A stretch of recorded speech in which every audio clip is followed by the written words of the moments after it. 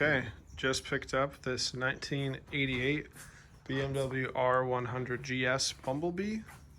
It has 10,893 original miles. I picked it up off the second owner. Bike is mostly stock. It has a interesting lower fender mount.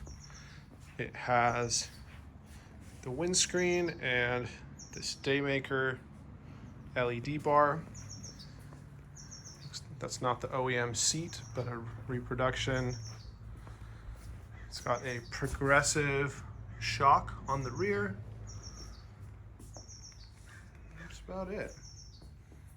So my plans with this bike are to clean it up, get it running. It hasn't ran in about 2 years. It's sat.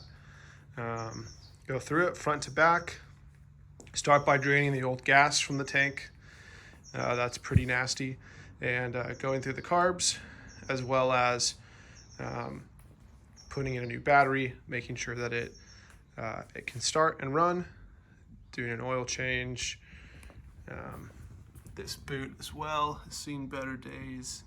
Need to inspect the transmission. I'm assuming all the rubber bits are cracked like this. It even has cobwebs still on it from the ride here. But it's got great bones. It's only 10,000 miles. I'm excited to breathe a new life into it and get it back on the road.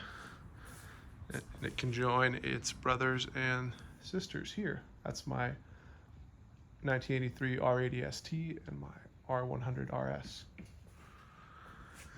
Yeah, gonna try to take some videos of the process and hope you can follow along on this exciting journey.